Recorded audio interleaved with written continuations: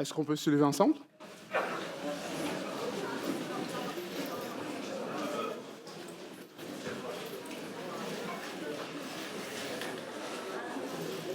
Beaucoup d'émotions, beaucoup de sucre, un peu de maquillage, un peu de vin rouge, beaucoup de compétition. Mais la grâce de Dieu est ici. Est-ce qu'on va en avoir un petit peu plus ce soir? Je vous invite, si vous voulez recevoir un peu plus du Seigneur ce soir, même geste, le même geste, on va prier ensemble. Seigneur, merci pour ta parole. Parce que c'est elle qui change nos vies. Parce que c'est toi qui la prononces, Seigneur.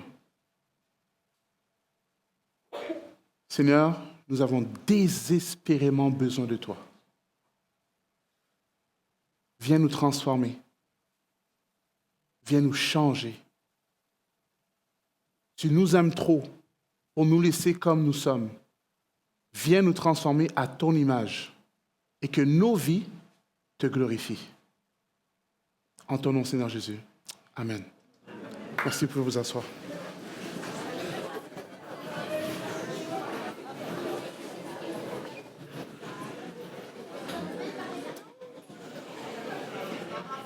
C'est weird.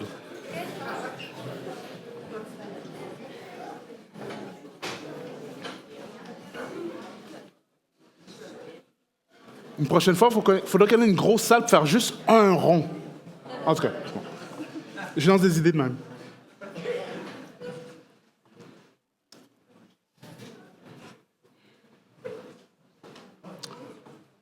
On a vu hier soir la foule. Je vous ai invité à sortir de la foule et prendre votre propre décision par rapport à Christ. On a vu ce matin les 4 hommes qui étaient une belle inspiration pour notre foi à nous et toutes les caractéristiques qu'on a vues dans le texte. Une belle inspiration. Ce soir, je mets une petite emphase sur le Seigneur Jésus et sa parole. Ce soir, j'ai que 2 points. Ça se peut que ça dure une demi-heure, comme ça se peut que ça dure 10 minutes. Dans tous les cas, le Saint-Esprit est là et sait qu'est-ce qu'il fait. Voici ce que Romains 10, versets 14 à 17 nous dit. Mais comment feront-ils appel à lui s'ils n'ont pas cru en lui? Et comment croiront-ils en lui s'ils ne l'ont pas entendu? Et comment entendront-ils s'il n'y a personne pour le leur annoncer? Et comment y aura-t-il des gens pour l'annoncer s'ils ne sont pas envoyés? Aussi est-il dit dans l'Écriture qu'ils sont beaux les pas de ceux qui annoncent de bonnes nouvelles. Mais malheureusement, tous n'ont pas obéi à cette bonne nouvelle. Ésaïe déjà demandait, « Seigneur, qui a cru à notre message? » Et peut-être que ce verset-là, vous le connaissez un peu plus. Donc la foi naît du message que l'on entend. Et ce message vient par la parole de Christ. Je vais répéter la fin. Donc la foi, qui est notre thème de ce week-end, naît du message que l'on entend. Et ce message vient par la parole de Christ. Pour une raison que seulement le Seigneur connaît. Il a décidé que sa parole se transmettrait par la prédication. Il y aurait d'autres moyens, I guess, plus faciles de le faire, mais c'est ce que Dieu a décidé. La proclamation de la parole est un moyen puissant pour que la foi naisse.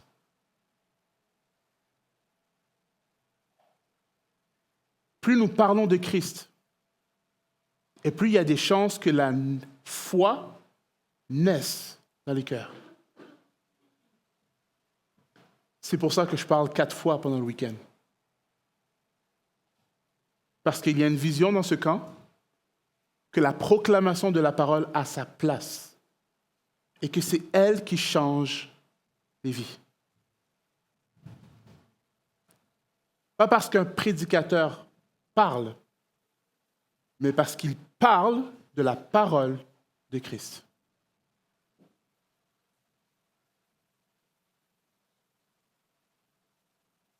Marc 2, 1 à 12. Quelques jours plus tard, Jésus se rendit de nouveau à Capernaum. On apprit qu'il était à la maison. Une foule s'est rassemblée, si nombreuse qu'il ne restait plus de place, pas même devant la porte, et Jésus leur annonçait la parole de Dieu. Vendredi soir, j'ai fait un résumé d'une partie de Marc 1 pour donner le contexte de ce texte.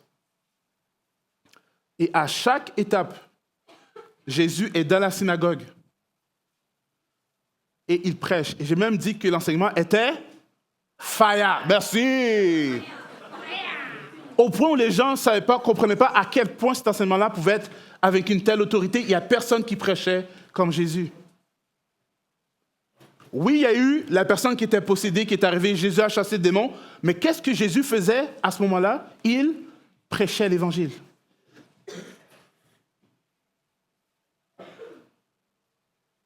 Quand il a dû partir dans le désert, dans d'autres villages, d'autres villes et villages, il prêchait l'Évangile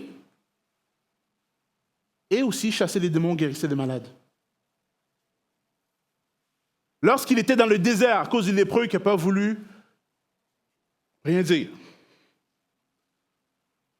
les gens venaient de partout et il continuait à prêcher la bonne nouvelle.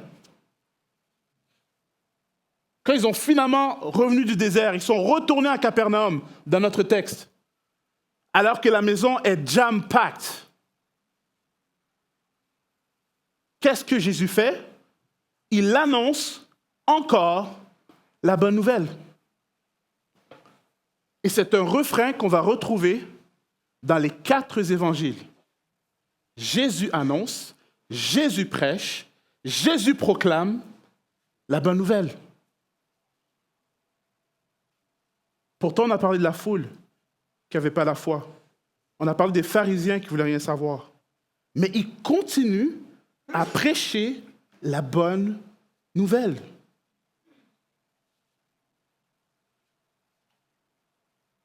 Si Jésus est la bonne nouvelle et qu'il prêche la bonne nouvelle, ça fait partie aussi de nos mandats de le faire.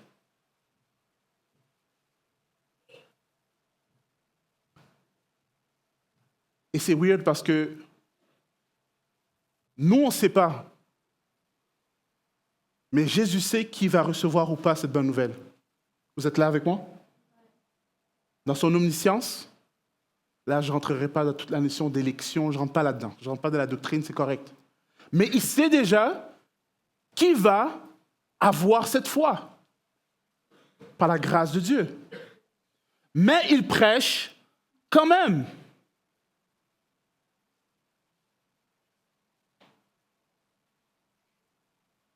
Il prêche tellement à un moment donné qu'il y a 5000 hommes. Je ne sais pas pourquoi ils ont compté que des hommes. Apparemment, il y a des femmes et des enfants aussi. Et la prédication est tellement bonne qu'ils sont rendus dans le désert le soir avec pas de bouffe et pas d'endroit où dormir. Ils voulaient tellement rester avec Jésus. Ils voulaient tellement entendre la bonne nouvelle que les disciples sont obligés de voir Jésus pour dire « Seigneur, il va falloir que tu les renvoies dans les villages autour parce que là, ils n'ont pas de bouffe et ils n'ont pas d'endroit où dormir. » Mais ils voulaient tellement entendre la bonne nouvelle qu'ils restaient là dans le désert, là où il n'y a rien d'autre que le Seigneur. Et le Seigneur prêchait à tous, même si ce n'est pas tous qui recevraient ce message. En fait, ce qui est même pour moi plus profond, c'est que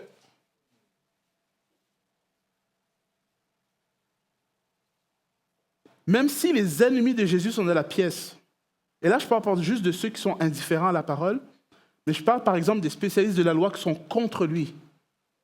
Ils prêchent quand même la bonne nouvelle. Jésus prêche, Jésus prêche, Jésus prêche. Je vais aller un tout petit peu plus loin. Il prêche à ses 12 disciples constamment. Il sert avec eux. Il mange avec eux. Et Jésus est au courant qu'il y a un traître parmi eux depuis le premier jour.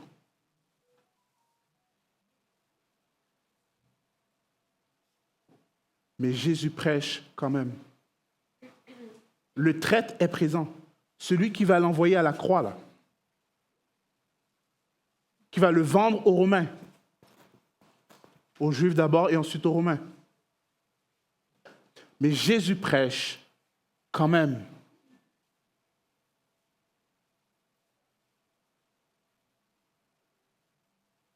Dieu a tellement aimé le monde qu'il a donné son Fils unique, afin que quiconque croit en lui ne périsse point, mais qu'il ait la vie éternelle.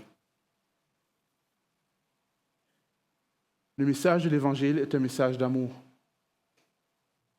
que Jésus n'a pas arrêté de prêcher. Et je vais le répéter. Puisque la foi naît du message et que le message vient de Christ, nous devons, et là je parle à tout le monde, surtout ceux qui ont remis leur vie en Christ, qui ont donné leur vie au Seigneur, qui sont régénérés en lui, nous devons aussi prêcher.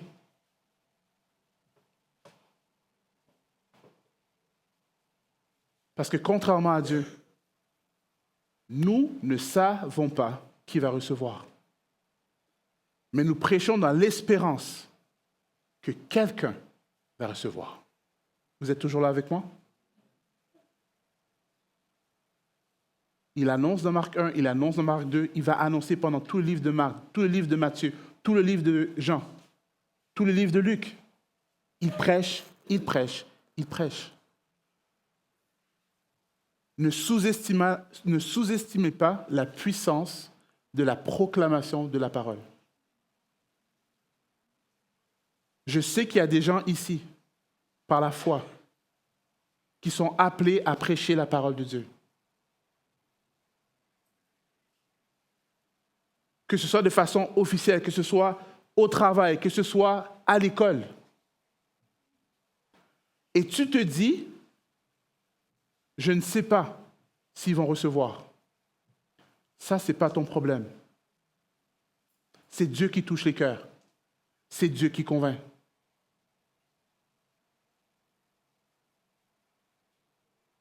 Et je veux vous encourager.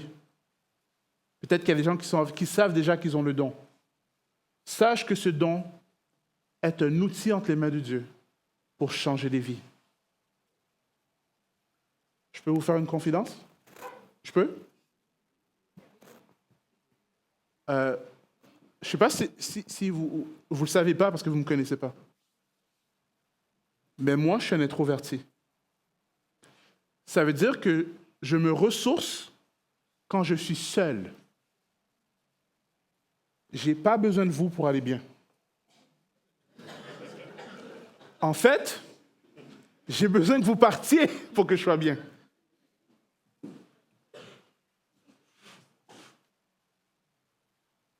La raison pour laquelle je suis ici et pas en train de jouer à l'Xbox à la maison alors que je pourrais le faire ce week-end. Oui, j'ai 45 ans, mais je joue encore aux jeux vidéo. OK, bon, je ferme la parenthèse, c'est bon, c'est fait. La raison pour laquelle je le fais, parce que non seulement Dieu m'appelle à le faire, malgré mon caractère, mais Dieu m'a équipé pour le faire.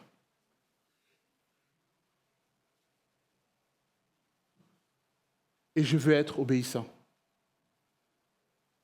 Peut-être que vous êtes trop jeune pour vous en rendre compte, mais les adultes vont peut-être le savoir. J'ai quand même un style particulier. Je suis spécial un peu. Mais Dieu m'a appelé. Donc, si mon style fit pour vous, tout ce que je peux dire, c'est gloire à Dieu. Si ça ne fit pas, on a fait l'annonce, dans 2 semaines, il y en a quoi des ados, vous pouvez vous inscrire pour venir là. C'est bon? Parce que ce n'est pas une question du prédicateur, c'est une question de la parole de Dieu qui sauve, qui transforme, qui change nos vies. Je veux changer votre relation par rapport à la parole de Dieu. Parce que je me rappelle quand j'étais plus jeune, je vais parler de jouer au tic-tac-toe, au SOS, etc., parce que je trouvais tellement les prédications whack. Je ne comprenais rien. Ils sortent le grec puis l'hébreu. Je ne catch rien. Oui, nous allons parler de l'amour de Dieu ce soir. Dieu est bon. Amen. Amen. C'est mon témoignage. Mais moi, je trouvais ça whack. En fait, ma philosophie, c'est si tu ne le fais pas avec passion, fais-le pas du tout. C'est ma philosophie. Si tu ne le fais pas avec passion, fais-le pas du tout. C'est correct. Dieu va envoyer quelqu'un d'autre.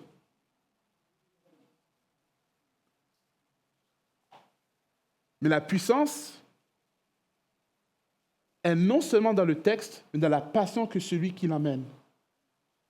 Parce qu'il reconnaît que cette parole a une puissance, a un impact, que ça peut changer la vie de quelqu'un. Comme moi, il y a 30 ans, qui a été challengé pour voir est-ce que Dieu existe vraiment. Puis je dis, tu sais quoi, je vais faire le test. Si Dieu t'existe, vas-y. Et le miracle, ce n'est pas le casier judiciaire spirituel que Dieu m'a montré de ma vie. C'est la réaction qui a suivi. Parce que je répète, les miracles ne sauvent pas. C'est quand tu es sauvé que c'est un miracle. Et le Seigneur m'a montré ma bêtise, mon péché, et à quel point j'avais désespérément besoin de lui. Et je dis, OK, Seigneur, j'abandonne tout, je te laisse. Ma vie est à toi.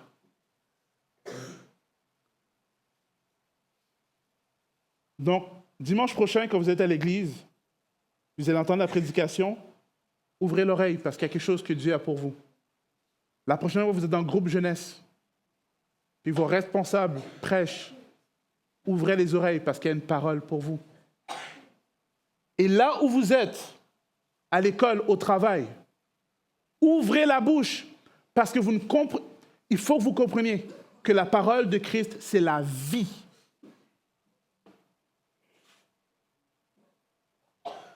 J'ai donné cet exemple il y a longtemps. Si tu as le remède du cancer et que tu le gardes pour toi, tu es méchant. Tous ceux qui sont d'accord avec cette affirmation, pouvez-vous lever la main? OK, le cancer, c'est gros, hein? Ouais, mais l'enfer, c'est quoi?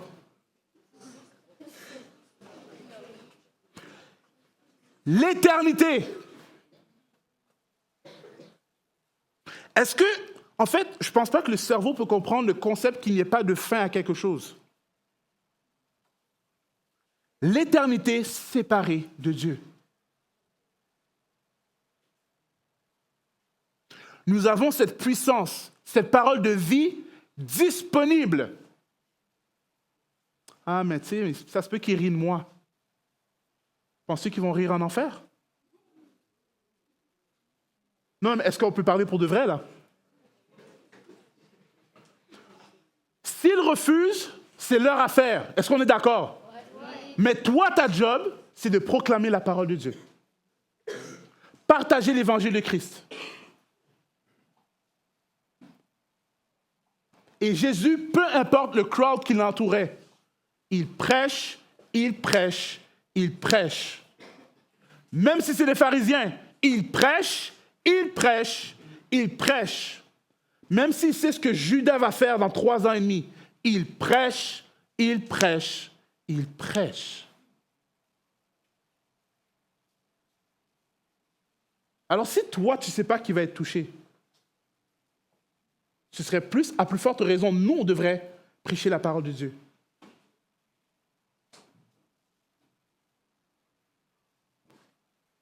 Moi, je n'avais pas prévu que vendredi soir, qu'il y ait des gens qui allaient lever la main pour venir au Seigneur, pour donner leur vie à Dieu, pour sortir de la foule et prendre leurs propres décisions. Est-ce que c'est moi qui touche ou c'est le Saint-Esprit? Ta job à toi, c'est d'obéir. Laisse Dieu faire le reste. Ce n'est pas ta responsabilité. Parce que la foi naît de ce qu'on entend. Et ce qu'on entend vient de la parole de Christ. J'espère que j'ai assez appuyé et que j'ai assez frappé sur le clou. Deuxième point.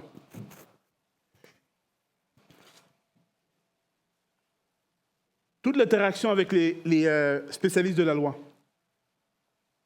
Oh, il blasphème, il y a seulement Dieu qui peut pardonner les péchés. Comment il peut parler comme ça? Et le cœur du texte de Marc 2, 1 à 12 est au verset 10.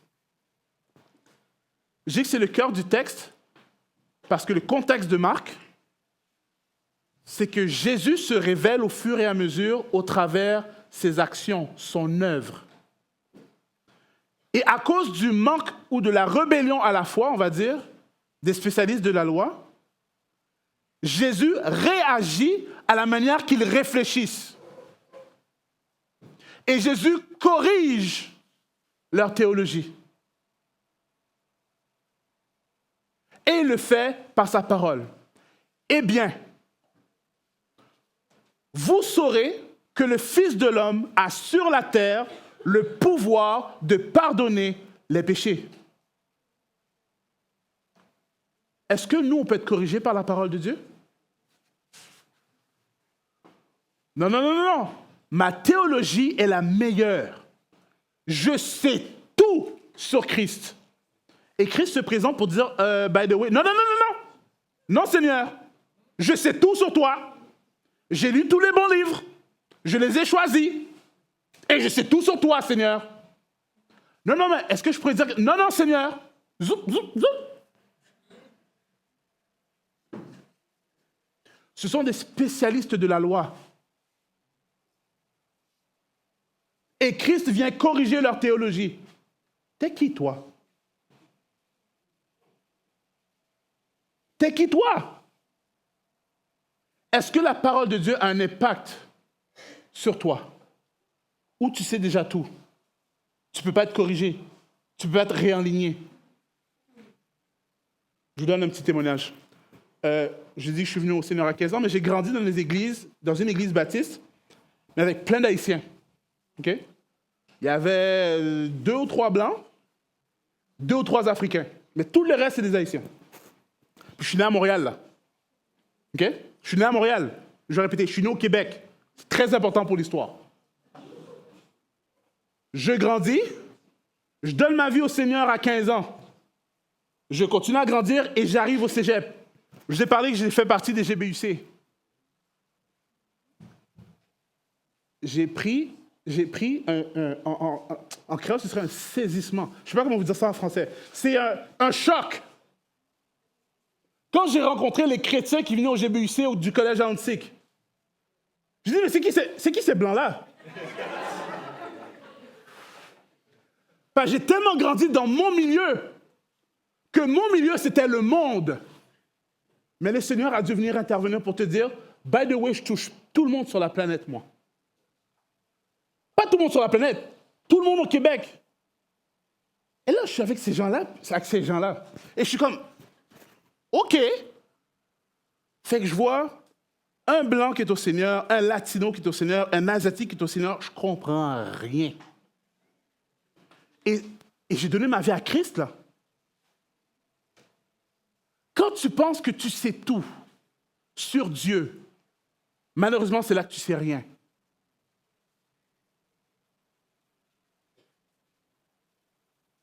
Et là, moi, j'étais axé, on va faire nos réunions, puis là, on commence à prier ensemble, on loue ensemble.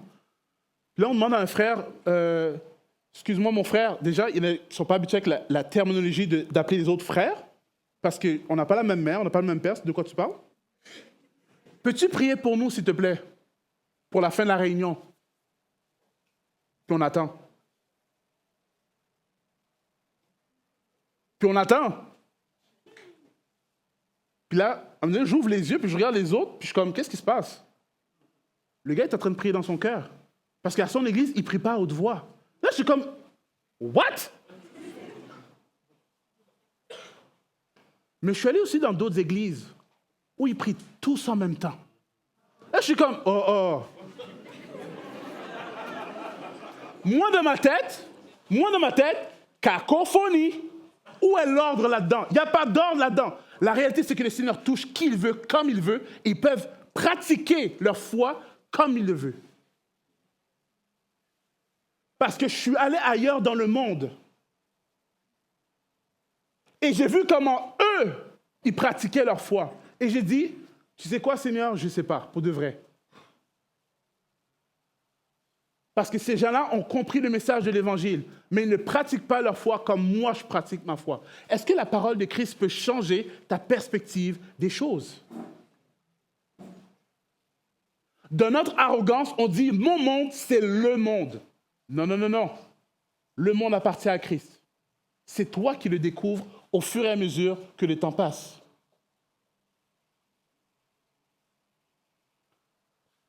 La première fois que j'ai commencé à avoir des manifestations de cet esprit, j'ai dit « OK,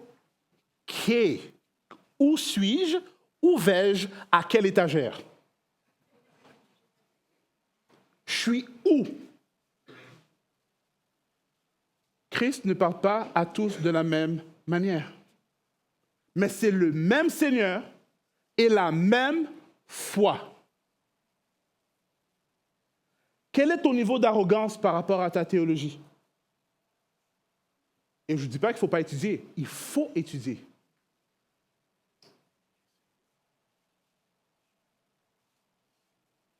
Mais est-ce que tu es comme les spécialistes de la loi qui disent « Non, Seigneur, tais-toi. Laisse-moi te dire comment ça fonctionne. » Ou tu es assez humble pour te rendre compte que Dieu est souverain et que s'il te fait la grâce de voir quelque chose d'autre, c'est à lui que ça appartient. Parce que c'est la parole de Christ, pas la parole de David, pas la parole de Kevin, pas la parole de Marc-Olivier. C'est la parole du Seigneur.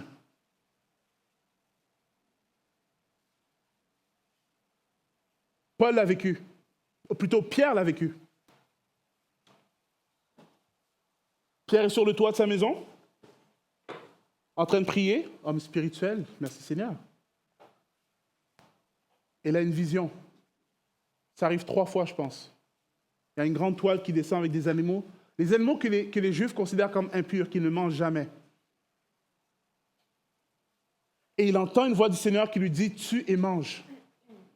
Et il répond au Seigneur. Et nous, on est comme ça aussi. « Oh, Seigneur, non, il n'y a jamais rien d'impur qui est rentré dans ma bouche, là. » Et ça arrive 3 fois. « Tue et mange ». Et il dit « Non, Seigneur, il n'y a rien d'impur qui est rentré dans mon système. » Finalement, c'était une image que le Seigneur lui envoyait pour dire « Je t'envoie chez des non-juifs », ce qui était inconcevable pour les Juifs. Tu vas leur parler de Jésus. Et il va y aller et parler de Jésus. Et le Saint-Esprit, qui n'était pas encore allé sur les non-juifs, tombe sur les non-juifs. Est-ce qu'on peut être corrigé par la parole de Dieu? Ou on est trop arrogant pour que ce soit le cas? La foi naît de ce qu'on entend. Et ce qu'on entend vient de la parole de Christ. Pas de ma théologie, de la parole de Christ.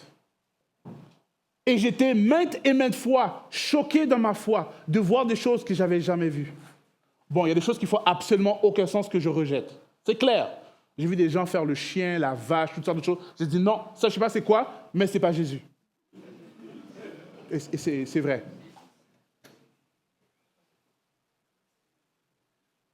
Mais les gens qui dansent devant le Seigneur de façon libre, je l'ai vu en Afrique, ça. Ici, on serait sous le choc. Mais pour eux, c'est juste normal. Et ils ne le font pas pour toi. Ils le font pour Dieu. Si toi, tu as de l'arthrite, de l'arthrose, puis tu ne peux pas lever les mains dans les airs, ça, c'est ton problème. Mais si je sens que je veux vraiment louer mon Seigneur et je veux lever les mains, comme on le voit dans la parole, de toute façon, c'est à moi de le faire. Mais si tu n'es pas à l'aise, c'est correct aussi. Est-ce que je vais te juger par rapport à ça ou je vais m'en tenir à ce qui fait grandir ma foi?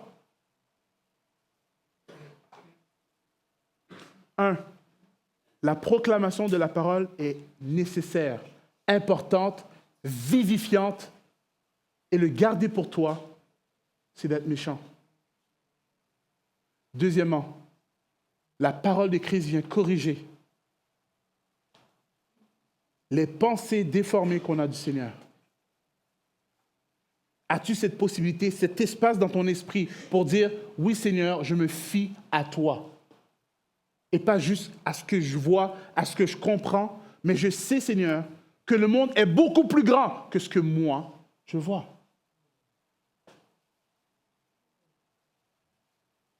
On va fermer les yeux.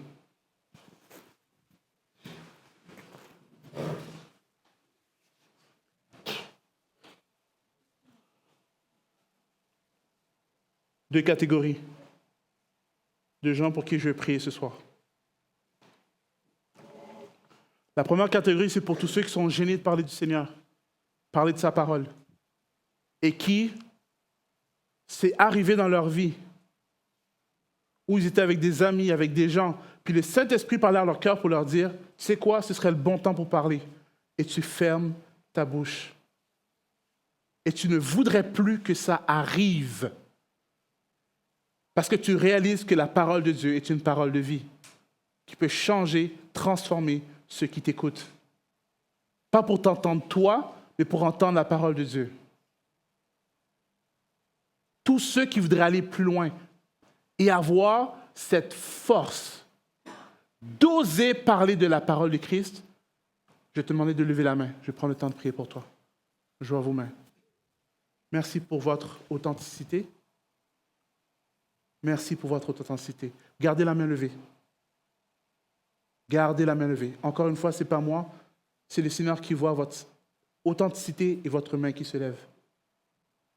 Seigneur Jésus, tu vois tous ceux qui veulent ouvrir la bouche en ton nom, parce qu'ils savent que ta parole est une parole de vie, parce qu'ils savent que ta parole fait naître la foi dans les cœurs.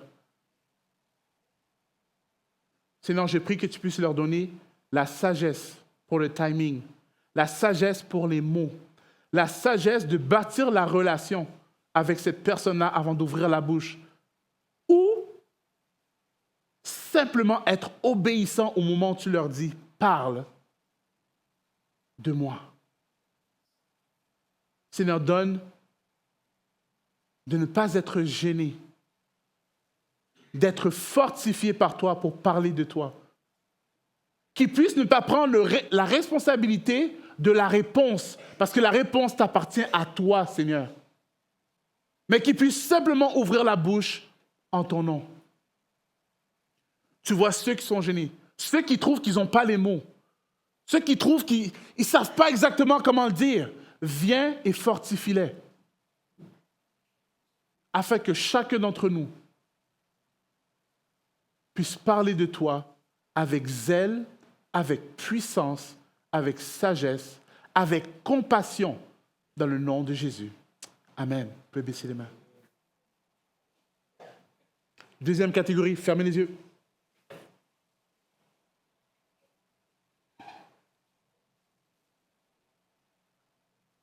Bon, je sais que vous êtes jeunes, mais des fois, ce qui arrive, c'est en tant que jeune, on pense qu'on a raison sur tous les fronts.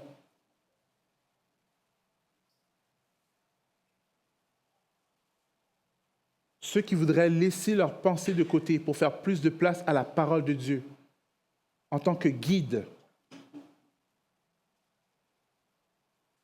qui veulent laisser leur arrogance de côté, mais qui veulent laisser la parole de Christ les corriger pour avoir la pensée la plus proche de celle de Jésus. Je vais vous demander de lever la main, je prends le temps de prier pour vous. Merci, je vois vos mains, laissez-la lever. Et ceux qui ont levé les 2 fois, soyez forts. Seigneur Jésus, merci. Parce que ta parole nous corrige et ta parole fait grandir notre foi. Seigneur, on ne veut pas être arrogant devant toi. On ne veut pas être insolent devant toi. Mais on veut te laisser corriger nos pensées et nous parler de toi tel que tu es. Non seulement tel que tu es, mais tel que nous pouvons comprendre aussi. Parce que tu es tellement grand, tellement bon. Il y a des concepts qu'on ne pourra pas comprendre correctement. Mais laisse-nous, Seigneur. Permets-nous d'être corrigés par toi pour qu'on puisse parler correctement de toi, pour qu'on puisse penser correctement comme toi. Seigneur, on va apprendre de toi pour toute l'éternité. Mais accorde-nous la grâce de ne pas être arrogant et de tout remettre entre tes mains. Que mes craintes soient purifiées par ta parole. Que mes passions soient purifiées par ta parole.